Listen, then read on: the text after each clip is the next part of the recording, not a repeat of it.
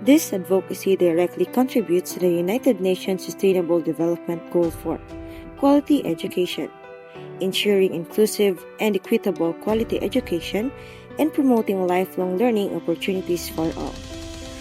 By promoting a reading culture and establishing a sustainable community library in Barangay Sagkungan, President Roxas, we are helping bridge educational gaps and uplifting young minds towards a brighter, more empowered future. Today, I carry with me a simple but powerful message that books can change lives.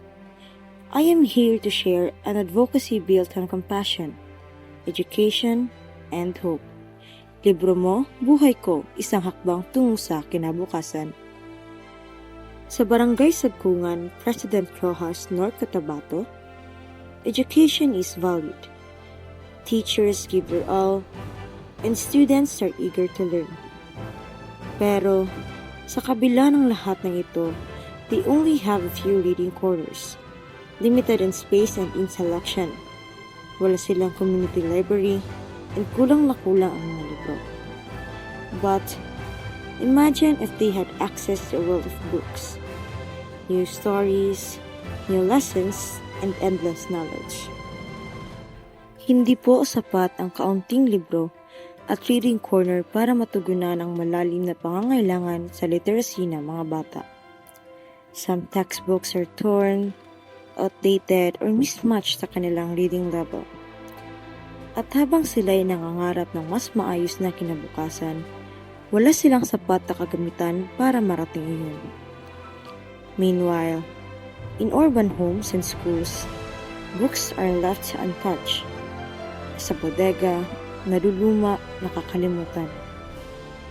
This gap is more than just about resources. This is why I created Libro Mo, Buhay Ko. Hindi lang ito book drive. Isa po itong panawagan para sa pagkakapantay-pantay sa edukasyon. There are 3 core programs are designed to create lasting, sustainable change. First is the Libro Mo, Laking Tulong sa Pangarap Ko. We collect gently used books from schools, homes, and offices, and donate them to children in Sagkungan. Hindi lang basta pagbibigay, maingat naming tinutugma ang libro sa pangangailangan ng mga mag-aaral. Second, tayo na't magbasa. Through reading sessions and storytelling events, we promote a strong reading culture. We bring together volunteers and educators to make reading fun, engaging, and family-centered. Lastly, karunungan para sa kinabukasan. Our vision to help Barangay Sagkungan build a true community-run library, a place where kids can read safely, comfortably, and regularly, one they can call their own. The success of Libro Mo, Buhay Ko relies on a whole-of-community approach.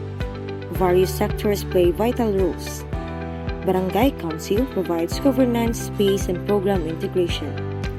Sangguniang Kabataan mobilizes youth and leads reading sessions.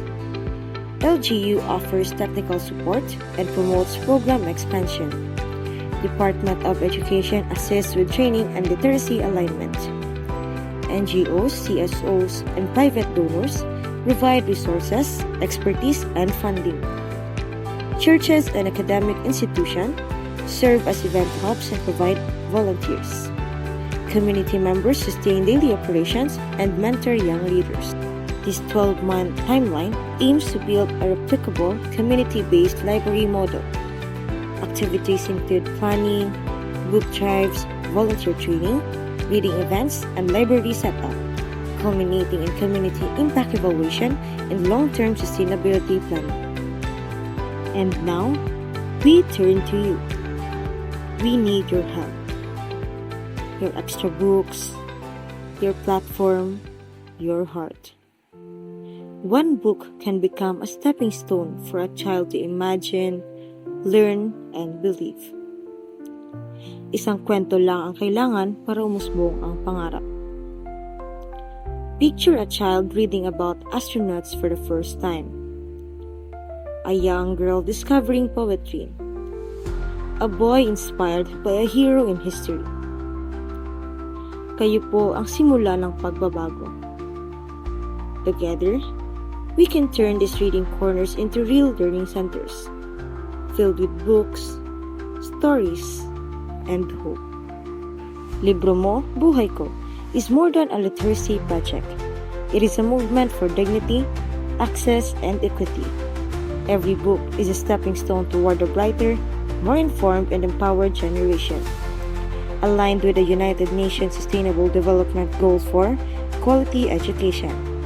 This advocacy uplifts underserved learners by giving them more than tools for school. It gives them hope, imagination, and a voice. By transforming idle resources into instruments of learning, Sagkungan becomes a global vision for sustainable development made real. One book, one child, and one community at a time. Through this advocacy, students gain access to books that expand their minds and reading skills. They are inspired to read for discovery, pleasure, and empowerment. The community nurtures a stronger, intergenerational reading culture. A sustainable library is built to serve present and future learners, reinforcing that knowledge is a right, not a privilege. By coming together, barangay youth, schools, and donors, we build a future where every child in Sagkungan holds not only a book in their hands, but hope in their hearts. Isang libro, isang pag-asa. Sama-sama tayo sa pagbasa. Let us stand for every child who dreams beyond the pages they can reach. Let us give them a future they can read about and live. Dahil ang libro mo ay buhay ko at buhay nating lahat.